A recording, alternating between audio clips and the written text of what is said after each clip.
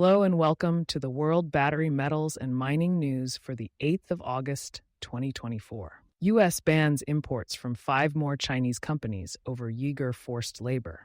The U.S. has expanded its ban on imports from Chinese firms, targeting 5 more companies for allegedly participating in human rights abuses against the Uyghur population, as per the Uyghur Forced Labor Prevention Act. Among the new additions is the Hong Kong-based Rare Earth Magnesium Technology Group Holdings and its parent company, Century Sunshine Group Holdings, as well as Zijin Mining Group's Xinjiang subsidiary, which mines non-ferrous metals. This move is part of a broader campaign against forced labor in Xinjiang, where numerous corporations are accused of collaborating with the Chinese government to exploit minority groups. While U.S. officials maintain that labor camps for Uyghurs exist, Beijing has countered with dismissive denials, labeling the accusations as a politically motivated fabrications by anti-China forces. While it is commendable to curtail forced labor, the geopolitical motivations behind these actions raise questions about the genuine prioritization of human rights versus strategic containment of China's economic ascent. U.S. Strategic Metals tapped for $400 million EXIM Bank loan. U.S. Strategic Metals, USSM, previously known as Missouri Cobalt, has secured a $400 million loan from the Export-Import Bank of the United States to bolster the development of its ambitious mining and metallurgical project in Missouri. With an 18-year reserve of cobalt, nickel, and copper, the Madison Mine Project stands on a historic mining site that operated from 1844 until 1961 and was designated a Superfund site in 2003 due to environmental contamination. Since acquiring the property in 2018, USSM has been engaged in a 5-year cleanup in collaboration with local authorities and the EPA. Their comprehensive plan includes recycling essential metals from lithium-ion batteries and processing external concentrates at its facility. They have released promising pre-feasibility studies estimating substantial resources: 72 million pounds of cobalt, 105 million pounds of nickel, and 103 million pounds of copper. With this new loan, alongside significant previous funding from Appian Capital, HPS Investment Partners, and Glencore, USSM has amassed nearly $500 million to propel this venture forward. In their formal application for this fresh debt funding, the rigorous EXIM Bank due diligence will ensure that the terms are appropriately structured to facilitate the project's successful completion. E3 Lithium to construct demonstration facility. Alberta E3 Lithium is about to shake up the lithium production game with their innovative demonstration facility in Alberta, where they plan to extract battery-grade lithium carbonate from brines in the Leduc Reservoir.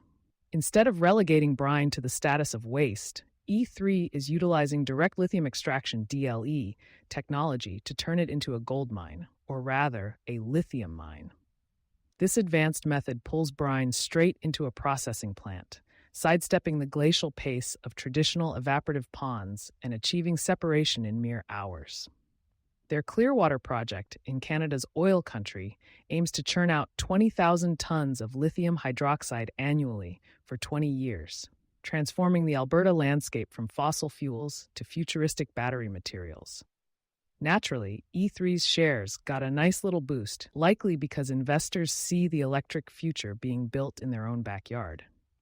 Who knew you could get more than oil from that patch of land? Africa's top gold producer opens first plant to refine bullion. Ghana, the heavyweight of African gold production, has inaugurated its first refinery to capture more value from its abundant gold resources. The Royal Ghana Gold Refinery, with a capacity to process 400 kilograms of gold daily, aims to counteract the rampant smuggling by providing a legitimate market for artisanal and small-scale miners who represent a significant slice of the nation's gold output. Bank of Ghana Governor Ernest Addison highlighted how this initiative could curb smuggling activities and enhance transparency in gold trading. The central bank, maintaining a 20% stake, while India's Rosie Royal Minerals holds the rest, has already infused $5 billion into the program to bolster its foreign exchange reserves. This movement toward formalizing the artisanal sector is echoing across Africa, with countries like Uganda and Madagascar considering similar policies.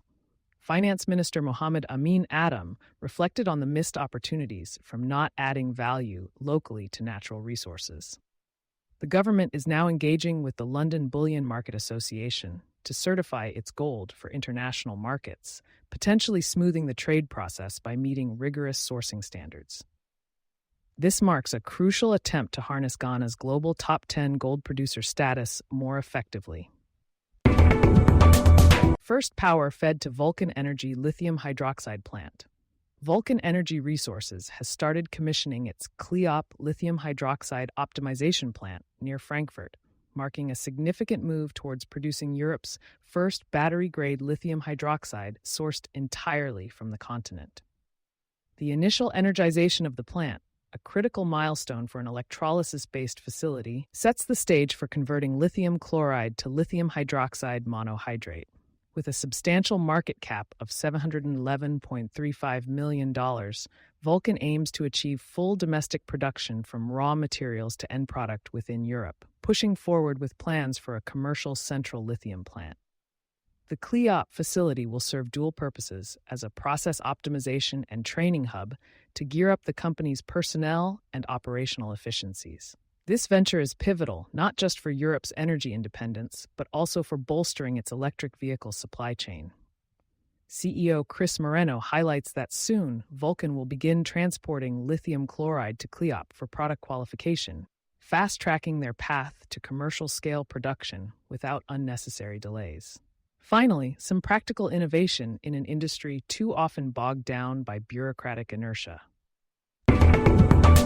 Excelsior kicks off construction of Johnson Camp copper mine in Arizona.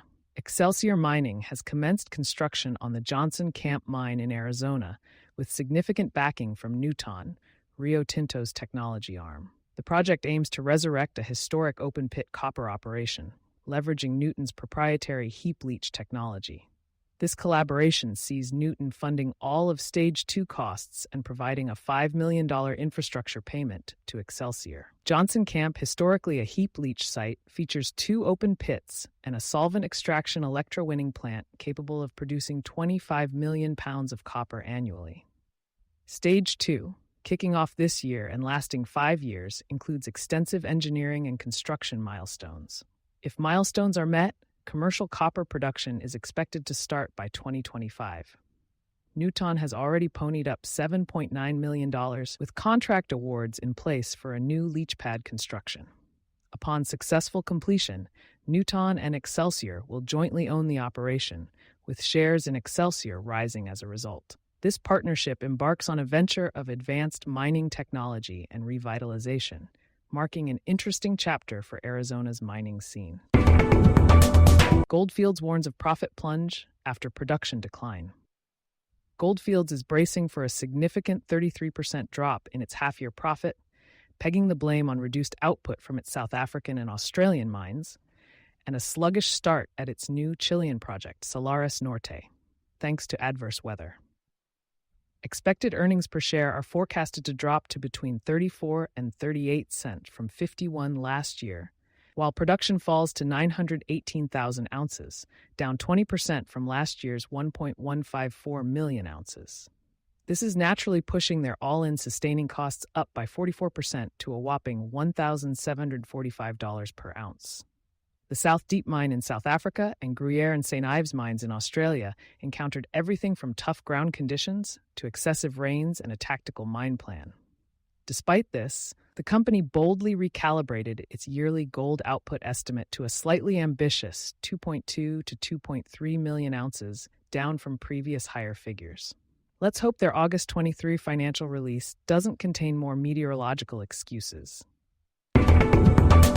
Bellevue set to join Elite Gold Group. Bellevue Gold's Western Australian mine, a once-forgotten project, has surged back to prominence with impressive production and even loftier ambitions. The site, which had lain dormant since the late 90s, was resurrected by Drake Resources, now Bellevue Gold, using modern exploration techniques. The results? A glittering maiden resource announced in 2018 and commercial production kicking off in October 2023. With state-of-the-art tech and meticulous investment in grade control, Bellevue has swiftly ramped up operations, producing over 80,000 ounces in the first half of 2024 and generating significant free cash flow. Despite some investors raising eyebrows over a recent $875 million equity raising, Bellevue's management remains unfazed, confident that the proceeds will propel them towards a production goal of 250,000 ounces per annum. Not only does the company tout its high-grade deposits, but it also leads the pack in ESG initiatives, aiming to generate up to 80% of its power needs from renewable sources. Amid a market rife with gold miners, Bellevue's combination of technological prowess, expansion strategy, and commitment to sustainability paints a robust future, with plans to escalate underground ore movement and bolster their exploration efforts. Stralo's leadership showcases a blend of optimism and pragmatism, setting a high benchmark in a challenging industry. Westgold makes TSX debut following Karora merger. Westgold Resources is now trading on the Toronto Stock Exchange under the ticker WGX, following its merger with Karora Resources. The merger, which effectively delisted Karora's shares from the TSX, involved an offer to Karora shareholders of Westgold shares, cash, and shares in a new spin-off, Culico Metals. Westgold's CEO, Wayne Bramwell, touts the merger as creating a mid-tier gold producer with double the market exposure via ASX and TSX listings. This strategic maneuver is said to boost liquidity and potentially attract index fund investments. Westgold operates an impressive 3,200 kilometer squares of mining tenure, 6 underground mines, and 5 processing plants with a yearly capacity of 6.6 million tons. The company is currently presenting at the Diggers and Dealers Mining Forum in Kalgoorlie, Western Australia. BHP to reopen Cerro Colorado mine in Chile by decade's end. BHP Group anticipates restarting its Cerro Colorado copper mine in Chile by the end of this decade, according to a local report by La Tercera. As typical, the corporate giant declined to comment. While it's great news for those who are interested in clean mining and rational resource development, one can't help but chuckle at the timing. It's as if BHP wants us to mark our calendars for 2029 and cross our fingers. However, advancements in mining technology might actually make this a savvy move, assuming the market and geopolitical landscape cooperate. But let's be clear, this has more to do with strategic long-term planning than any sudden bout of environmental conscience. Arizona Sonoran Copper PEA quadruples Cactus Project's NPV. Arizona Sonoran Copper's Cactus project has seen its value soar with a new preliminary economic assessment revealing a remarkable 4-fold increase in the net present value NPV to over $2 billion compared to a previous study evaluating an underground mine. This standalone open-pit project delivered a robust internal rate of return, IRR, of 24%, up from 15.3%, bolstered by the integration of the park's Salyer deposit, which was acquired in March. Over its 31-year lifespan, the project is slated to produce a staggering 5.3 billion pounds of copper cathode, with impressively lowered mining and processing costs. CEO George Ogilvy boasts about the project's low risk and impending production, although initial capital costs of $668 million seem modest compared to a hefty $1.2 billion in sustaining costs. The favorable location in Arizona, private land status, and streamlined permitting process with state regulators add to Cactus's allure. With substantial free cash flow projections, lowered cash costs, and strong local support, Arizona Sonoran Copper appears well poised for success, justifying its recent stock surge. Ogilvy's emphasis on over-designing leach pads to avoid mishaps underscores the firm's commitment to operational safety and diligent engineering practices. Antofagasta, ABB partner to accelerate decarbonization initiatives in mining. Global copper miner Antofagasta has teamed up with techno powerhouse ABB to speed up the decarbonization of its mining operations in Chile. Through this MOU, Antofagasta aims to electrify and automate its processes, hoping to bring about a sustainable mining era with a focus on net zero emission haulage solutions, employing ABB's cutting-edge e-mine technology. This partnership epitomizes the broader industry effort to reconcile the surging demand for copper with the imperative to cut down emissions, aiming to bridge the supply gap anticipated by 2035, according to the International Energy Agency. Emphasizing their commitment, Antofagasta has already sliced almost 1 million tons of CO2 from its emissions and is targeting a 50% reduction by 2035, with carbon neutrality by 2050. Their latest venture includes testing battery-powered trucks and trolley-assist technologies, showcasing their leadership in clean mining innovations. Meanwhile, ABB brings its techno-economic expertise to optimize all-electric mine designs and power distribution, reducing diesel use by up to 90% in certain scenarios. While this collaboration carries a promising green flag, it must be noted that such industry partnerships, however grand, are driven as much by economics as by ecological aspirations. Triple flag to acquire gold streams on Allied Gold's Agbaou and Bonikro mines. Triple Flag Precious Metals is making a strategic move by purchasing 3% gold streams from the Agbaou and Bonikro mines in Côte d'Ivoire, run by Allied Gold, for $53 million. This acquisition, according to CEO Sean Usmar, brings immediate cash flow from two well-established, productive assets. Situated in the resource-rich Birimian Greenstone Belt, these mines are expected to produce between 180,000 to 200,000 ounces of gold annually, ensuring a decade-long operational life. For 2024, the output is projected between 85,000 to 95,000 ounces. Triple Flag plans to maintain its momentum with expected sales of 105,000 to 115,000 gold-equivalent ounces next year. Additionally, the company has announced leadership changes, with Eben Bari stepping up as CFO and James Dendel as COO, timed with Sheldon Vanderkooy's transition to CEO by the end of 2024. It's refreshing to see strategic investments and solid performance in the mining sector, as opposed to the leftist doomsday narratives. First gold pour and organic growth on Horizon. Horizon Minerals, HRZ, is honing its sights on expanding through organic growth, with crucial milestones approaching: the initial gold pour from the Borara mine set for October, and gold production at Phillips Find expected by December.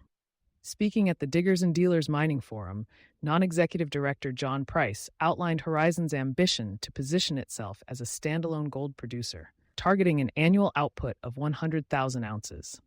The recent merger with Greenstone elevates Horizon to the third-largest landholder in the Western Australian goldfields, boasting 1.8 million ounces in resources. With no further need for equity and a focus on debt repayment, Horizon aims to build its cash reserves through strategic partnerships and efficient mining, such as the recent JV with BML Ventures for Phillips Find, targeting 54,360 ounces of contained gold. Additionally, the Borara asset will begin operations this quarter, expected to yield 40,000 ounces over 19 months and generate about $30 million in cash flow. Amid increased global gold supply and fluctuating demand, Horizon's proactive approach in mobilizing mining assets just might see them glittering on the financial stage, despite the broader industry experiencing production dips and fluctuating prices.